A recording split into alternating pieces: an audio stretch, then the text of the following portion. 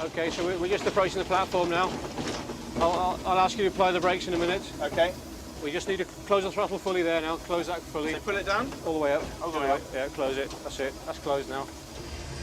We've reached the end of the line, and it's time for me to start walking. Thanks very much, guys. Well, it's not every day you find yourself marooned in one of Britain's wildest national parks. But luckily, there's a warden on hand to accompany me on the next leg of my adventure. Alan, how are you? Thanks so much for coming along. Yes. Fantastic weather today, a bit of snow. It does help, all sorts of weather here. Area manager Alan Ward gave up a job in the oil industry in Southeast Asia to make a career in the mountains 21 years ago. And since then, he's never looked back. So what for you is so special about this national park, this part of the world? The scenery, the landscape, the people who sort of live and sort of work here, and the farming community we get on very well with, and the fact that my job as area manager every day is different. And I assume you must spend a lot of time out and about walking in these hills. I wish I could spend more time out in the hills walking. I'm sometimes at a desk in HQ. And obviously the Brecon Beacons are famous for their changeable weather. Very changeable, and it's always best to be prepared before you go out in the hills. Okay. And where are we heading for today? Into the central beacons, one of the most spectacular parts with the big open spaces, big summits, and plenty of space for everybody. Lead the way. And one of those summits is Pen y Fan, the highest mountain in southern Britain. But true to form, the Brecon Beacons treated us to a staggering display of changeable weather, from winter wonderland to very soggy land.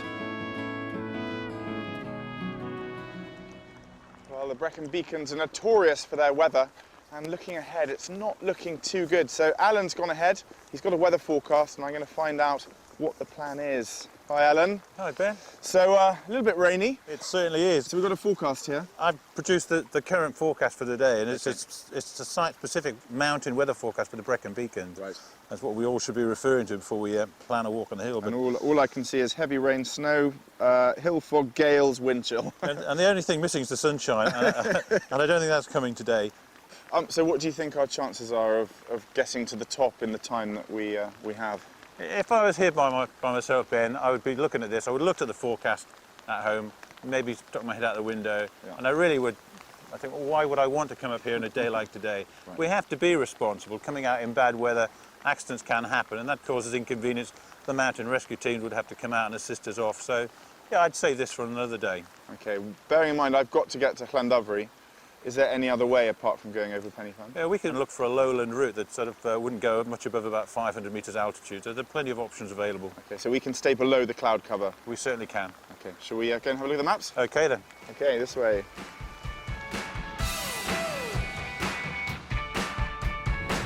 Thwarted by heavy rain, freezing temperatures and low cloud cover, we've altered our route to take us west of Pen y Fan to a secret destination. Well, it's a bit of a disappointment that we haven't made it up Pen y Fan today, but Alan here promises me we're going somewhere even better. On my word, you will be amazed when we get down to the site I'm taking you to. Really? Because I've been to the Brecon Beacons before, but never to this part. I've worked here 21 years. I haven't seen it all yet. Really? So, and even in this weather, it's going to be worth it? it will be better in this weather. Okay. I'm going to hold you to that. Okay, I promise.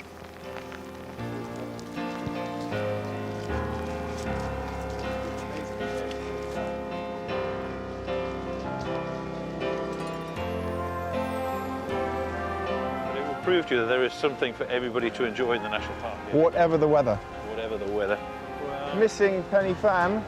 Oh, wow.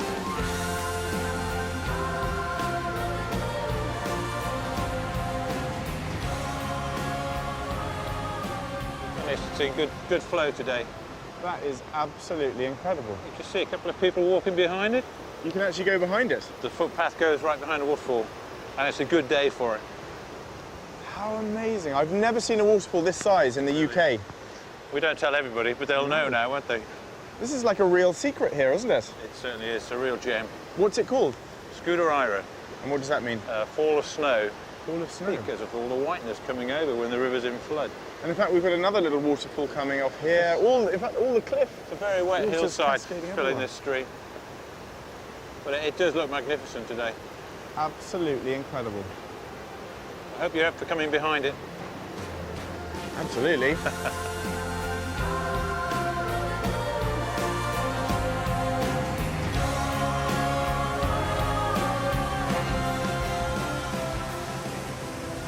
So basically the fact that all this rain has been falling has benefited us. It certainly has. What worked against us in our attempt to get up Pen y Fan this morning has definitely worked to our advantage here today. So are there many other waterfalls in this part of the national park? There are 5 or 6 other really, really impressive falls that can be linked on a 6-hour circular walk. So where does this path go now? It goes right behind me, right behind the waterfall. Underneath the waterfall? Right behind it. That's like the film Last of the Mohicans. Exactly. My chance to be an actor. Absolutely. I'll follow you then. Okay. You sure it's safe? Yeah.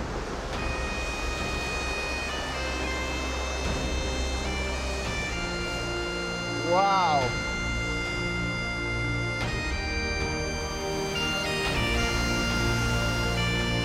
I don't think I've ever actually walked underneath the waterfall. Really? First.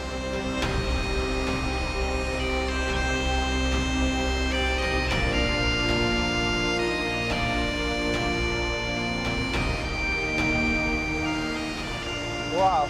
I'm certainly seeing the extreme side of the Brecon Beacons. Adam Henson, however, took a more leisurely approach, and he also had a bit of sunshine.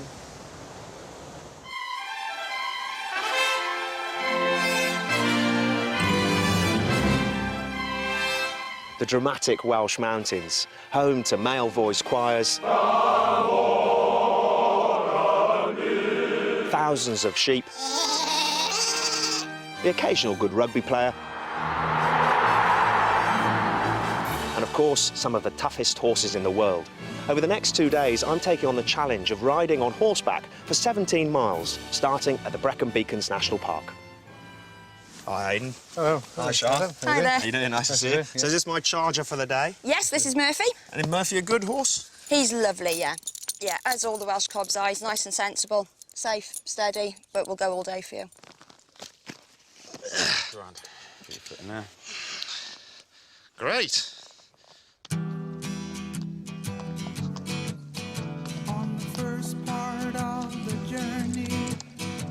The Radnor Forest Ride joins together the Three Rivers Ride in the Welsh Brecon Beacons and the Jack Mitten Way in Shropshire. Of the newly created 70-mile route, I'm planning to take on the first 17 miles from the Brecon Beacons National Park to Upper Chapel. Well, it's a wonderful ride, isn't it? Amazing scenery, lovely route. You know, we've got the mountains all the way over, and it's absolutely fantastic around here. You can see why this area is so popular. It's one of the best riding areas in the country. Here we go, Murphy. Look, you can have a drink.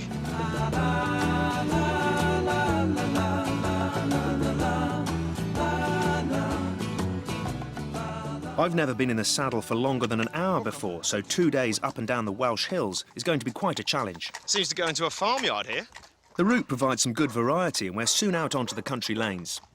I'm one of the first to try out this newly mapped-out ride. It joins up existing bridleways via public roads and permissive access across private land. Got a drink there for you, Henry. Yeah. Oh, there we go. We enjoyed the hospitality of locals who are only too willing to provide buckets of water for our thirsty steeds. That was lovely. Thank you for that. Thank you. Oh, isn't that lovely? It's amazing, yeah. It's fantastic.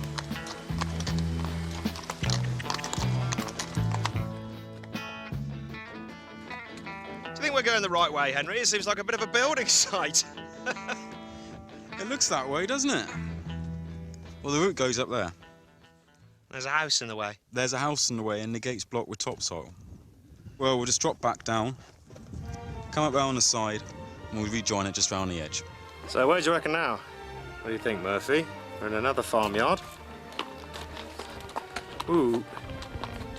Right, well, we've found our way now round from the other farmyard. And looks like we're venturing off into the woods, possibly. Or maybe not. We're not lost after all. Oh, no. Never lost, just temporarily misled. Amazing scenery. Beautiful Brecon Beacons.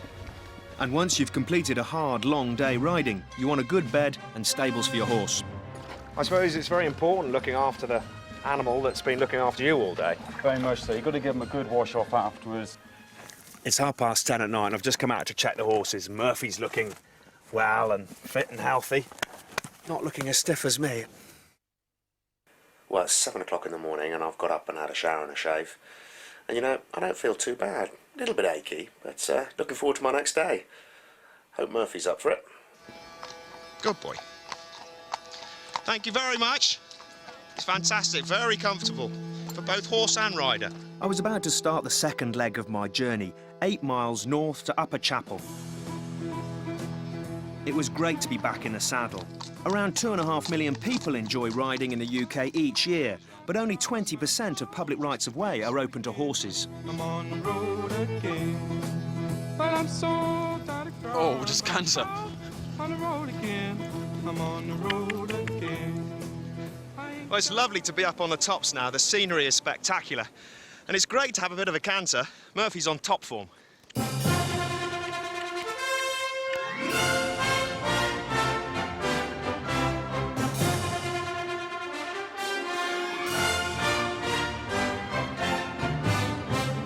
Come on. Go on, Murphy. Go on. We kicked on the pace and quickly made our way to the highest point of our journey, up along the main ridge. Well, we've reached the trig point now. We're right at the top of the hill and magnificent scenery from up here. We've been getting a little bit behind on time, so we're going to have a quick sandwich and then press on. Some for me.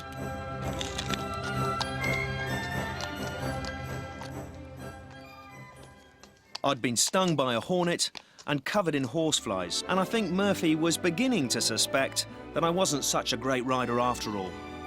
But the end was in sight.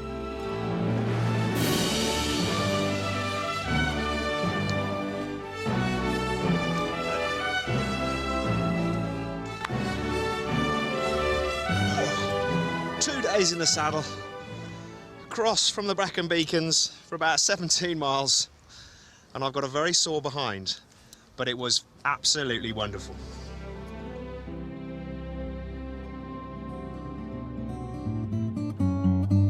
My Welsh mountain journey started at Merthyr Tydfil, on the southern edge of the Brecon Beacons, and I've made my way deep into the national park.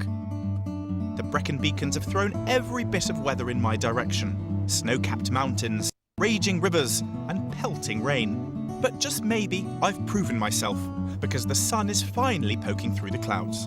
You really can have 4 seasons in one day, and whatever the weather, the Brecon Beacons really are a haven for outdoor enthusiasts. I've camped and hiked these hills many times. But there's one side of the national park that many people don't get to see, and that's the working farmland. My travel companion is National Park Area Manager Alan Ward. So obviously the national park shares a lot of its land with working farms. How does that relationship work? National Park staff work very, very closely with the farming community. Mm-hmm. And it's a good relationship, is it? Yeah, I think so. I go to meetings and I know most of the farmers there, and my daughter's married into a local farming family, so I have good connections, so to speak. And presumably they're quite important to the kind of upkeep of the national park. They are. I mean, the national park can't manage this area without a partnership concept with local farmers particularly. And obviously this region was particularly badly affected during the foot and mouth outbreak back in 2001. What are your memories of that time? My memories of that time is lots of meetings with the farming community to decide on the best course of action, how we could assist. We have sort of staff with the Land Rovers and other vehicles. Most of the public footpaths were closed. We, at key honeypot sites, we ensured people weren't breaking the restrictions and going onto the open hill. Right, and pretty bleak period for everyone involved. It was. Tourism suffered as well as farming, so it was a difficult time. And obviously part of this landscape is sheep and people and things. During that period, must have been absolutely empty.